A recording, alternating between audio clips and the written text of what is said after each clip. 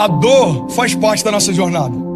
A dor da perda, a dor da traição, a dor da rejeição, a dor do processo, a dor da distância. A grande questão não é se nós vamos sentir dor. A pergunta é o que nós estamos aprendendo em meio a ela. Porque a dor é algo que conecta toda a criação. Jesus não foi poupado dela, e às vezes a gente tem uma expectativa de que Deus nos poupe daquilo que não poupou nem ao próprio Jesus. Jesus não foi poupado da dor do processo, Jesus não foi poupado da dor em meio ao trabalho, Jesus não foi poupado da dor do abandono, da dor da traição, Jesus não foi poupado nem da dor da cruz ou da separação. A Bíblia diz que quando ele está próximo de se entregar, ele diz: Pai, se possível for, afasta de mim esse cálice. O que eu quero compartilhar com você é que a maior dor que Jesus sentiu não foi da traição de Judas, não foi dos espinhos colocados sobre a sua cabeça, muito menos dos cravos colocados sobre as suas mãos e pés. A dor que fez com que Jesus pedisse para que, se fosse possível, o Pai separasse dele, era a dor da separação. Eu não sei se já te disseram, mas crescer dói.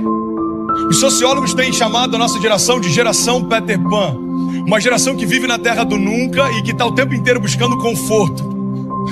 Uma geração que quer ser poupada dos processos, que quer ser poupada das dores do processo. O problema é que quando eu sou poupado da dor do processo, eu estou sendo afastado também da oportunidade do crescimento. Irmão, se você tem sentido dor, se alegra, existe algo sendo gerado em você.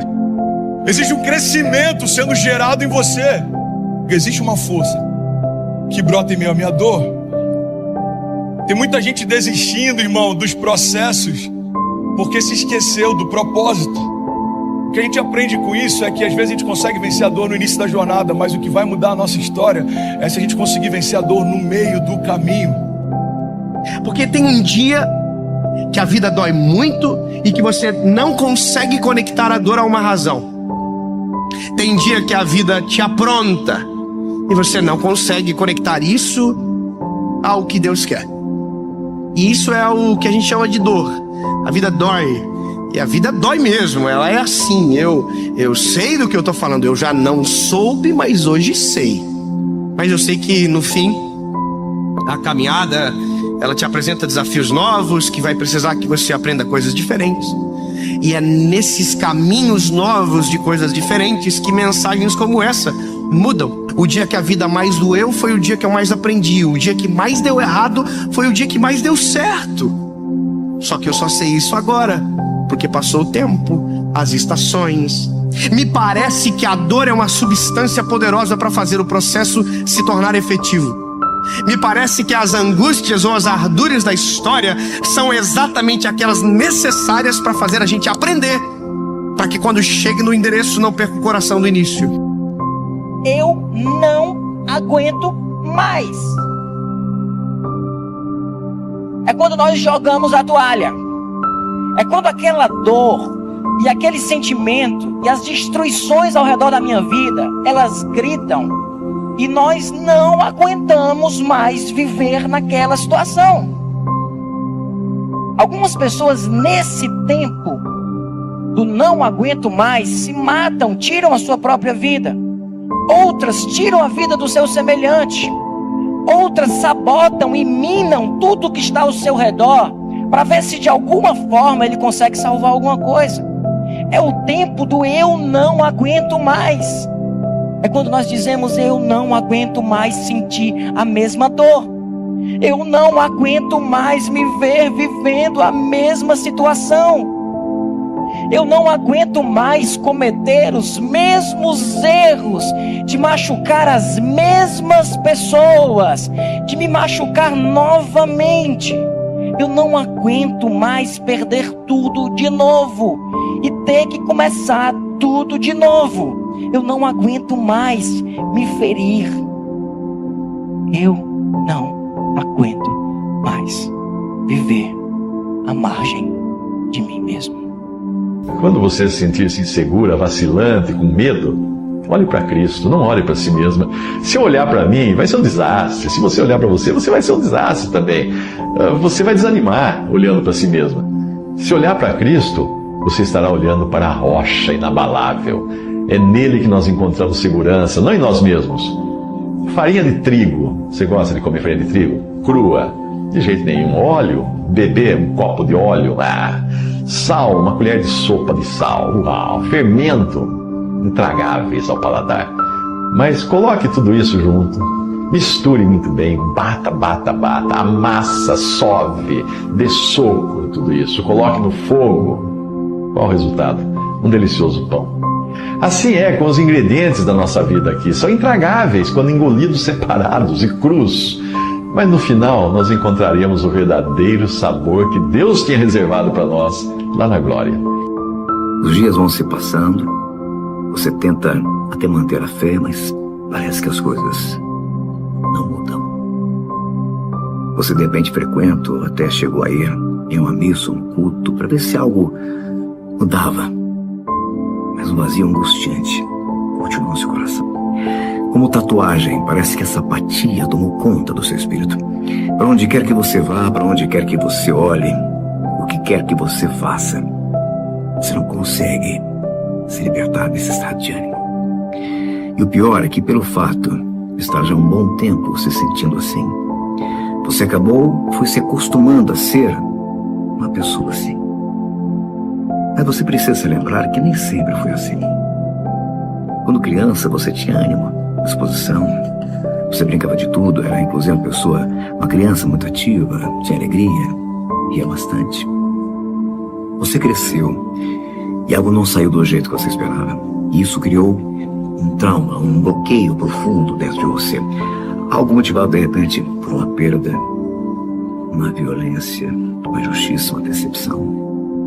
Mas olhe, por favor, com todo respeito eu digo isso, mas eu conheço pessoas que já enfrentaram coisas bem piores e elas superaram.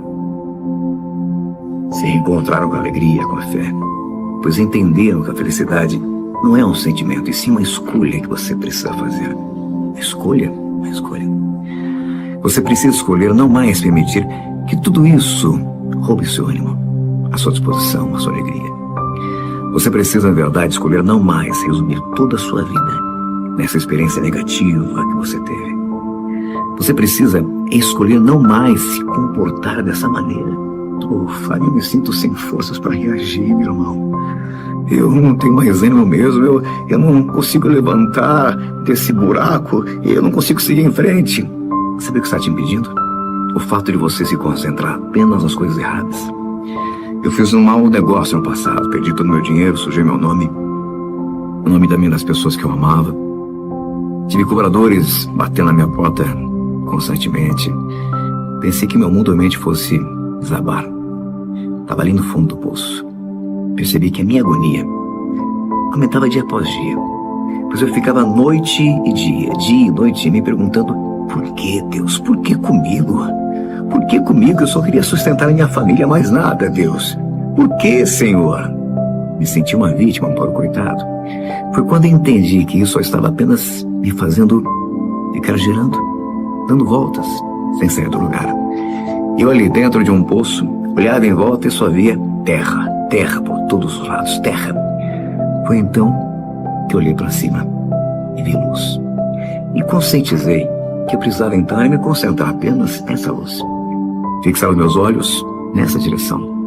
Às vezes vinha uma vontade de voltar para os lados, mas eu lutava firmemente contra essa vontade e seguia concentrado, focado na luz. Se olhasse para o lado, eu sabia que ia ficar desanimado de novo. Então fui olhando para cima, só para cima. Estava o meu nome sujo, mas e aí? Fazer o quê? Tinha perdido tudo. Pensei, ia adiantar o quê? Ficar chorando, remoendo tudo isso dia após dia. Percebi que Deus tinha uma razão maior para tudo aquilo e comecei a crer que Ele realmente iria me restaurar e restituir. E assim foi. Quando dei por mim, não estava mais no fundo do poço. Hoje eu vejo que se não tivesse passado por tudo aquilo, eu não estaria capacitado a fazer o que hoje eu faço. A minha vida financeira foi se equilibrando, minha vida hoje tem mais razão, mais sentido, mais significado. Não sou o mesmo que era antes. Sou mais forte, mais resistente. E com você também acontecerá a mesma coisa. Então, por favor, pare de olhar para os lados. Comece a olhar apenas para cima, a direção da luz. Pare de olhar para tudo que tem deprimido você. Pare de olhar para tudo que tem feito você sentir uma pessoa sem sorte, um pobre coitado. Pare de remoer os problemas, de reviver a toda hora, a todo instante o que aconteceu. Essa tristeza, essa apatia, essa agonia não nasceram com você. Você que de repente em algum momento deixou tudo isso entrar e fazer parte da sua identidade, mas hoje é o dia da sua libertação. A única coisa que está te aprisionando, fazendo você sofrer desse jeito, não é o que você passou, ou de repente é a sua situação de momento, mas é para onde você tem olhado. A dor não é um problema, o problema é viver algo vazio. A dor é um ótimo servo, ela serve você para que você seja cauteloso, mas ela é um péssimo mestre, porque ela vai definir quais são os seus limites e até onde você pode ir. Quantas coisas você teria deixado de viver se você tivesse parado quando algo começou a doer? Que é muito melhor a dor do crescimento do que a dor da atrofia. Irmão, eu prefiro doer, sentir dor porque estou crescendo, do que sentir dor porque parei de crescer. Você está comigo? Se a dor é quem começa a me liderar, eu só vou fazer aquilo que não dói. E aí eu não acesso a maturidade, porque eu preferi ficar numa zona de conforto. Vai doer o processo? Vai, então não quero. Vai doer o processo? Não, então eu não quero. O problema é que quando eu aborto o processo, eu aborto o milagre. Quando eu aborto o processo, eu aborto a promessa. A questão é se você vai deixar a dor parar você ou não. O que me sustenta no dia mau é uma visão e uma palavra. Visionários são homens que desenvolveram a capacidade de passear no tempo. Então eles foram no futuro, viram coisas e voltaram para o presente para contar o que viram. Todo visionário consegue ver além do seu tempo. Todo visionário tem uma visão que vai além das suas circunstâncias. Todo visionário consegue ver além da sua dor.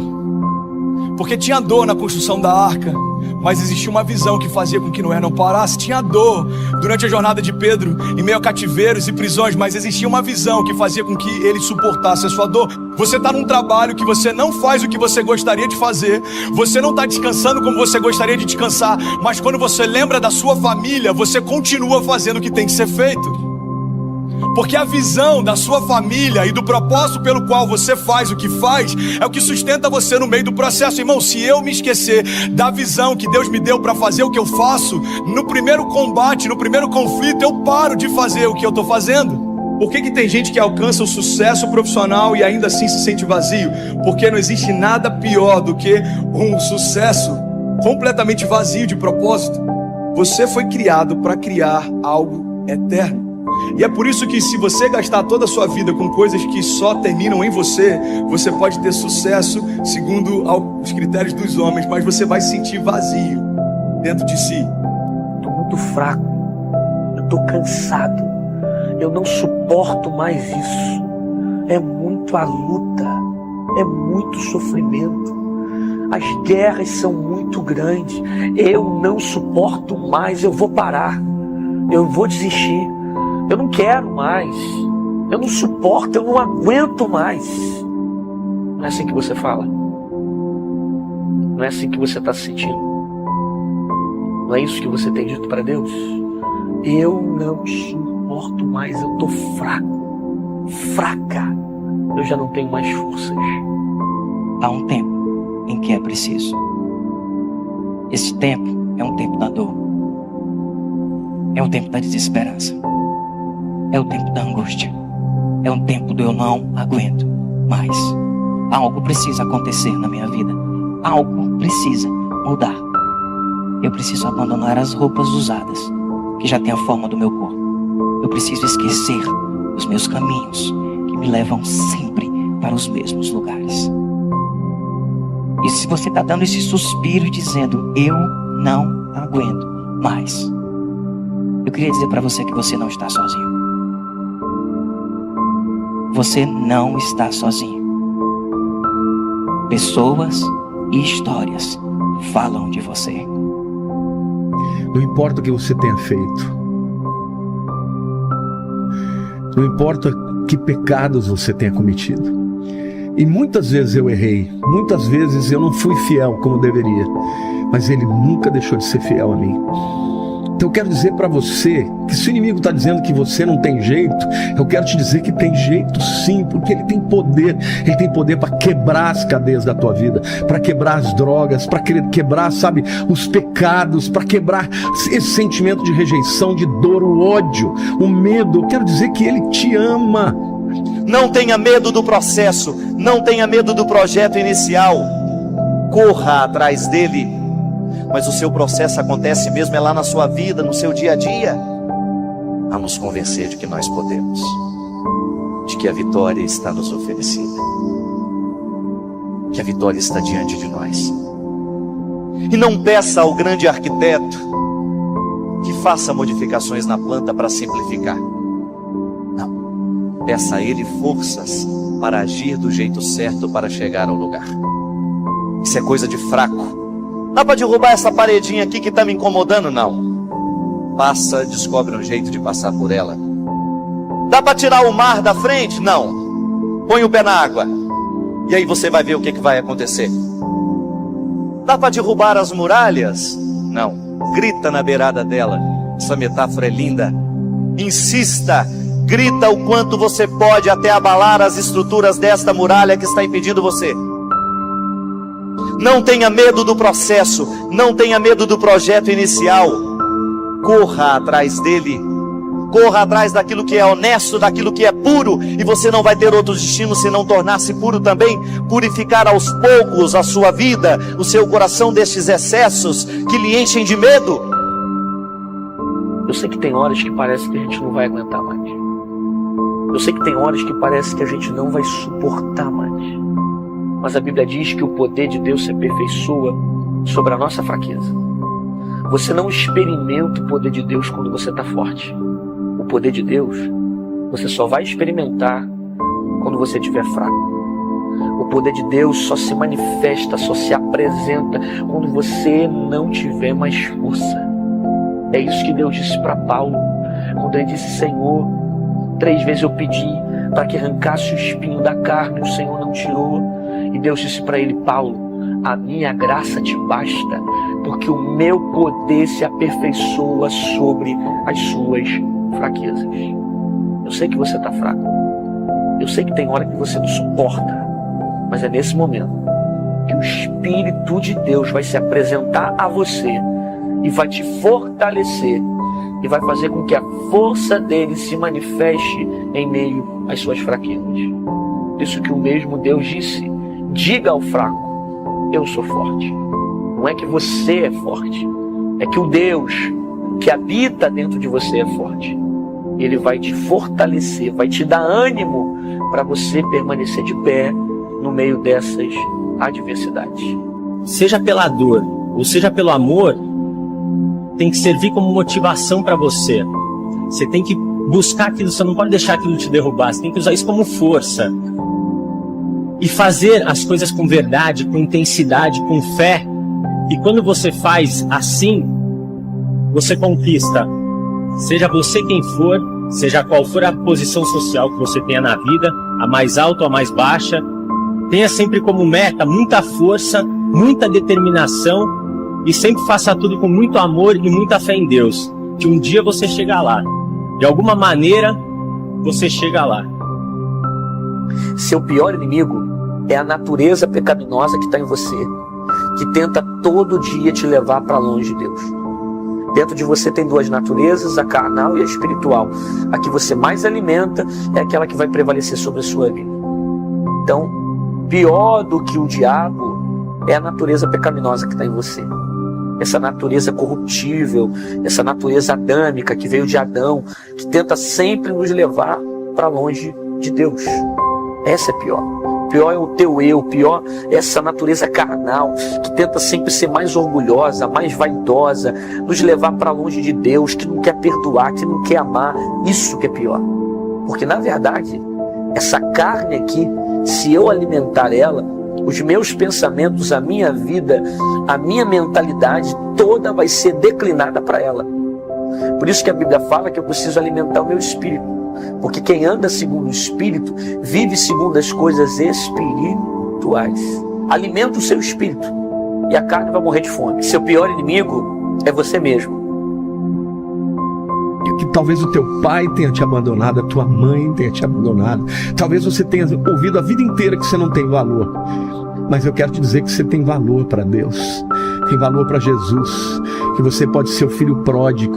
Talvez você já tenha sido uma pessoa que amou a Deus, uma pessoa que viveu para Ele, hoje está distante, está atolada no pecado, ou então está aí sem saber que Ele se importa com você. Eu quero te dizer agora que, em nome de Jesus, todas as cadeias que estão sobre a tua vida estão quebradas, porque há poder no nome de Jesus, e eu uso este nome agora para declarar salvação. Não importa qual seja o teu problema, qual seja a guerra que você está enfrentando, Ele tem poder e Ele te ama a ponto de ter dado a vida por você.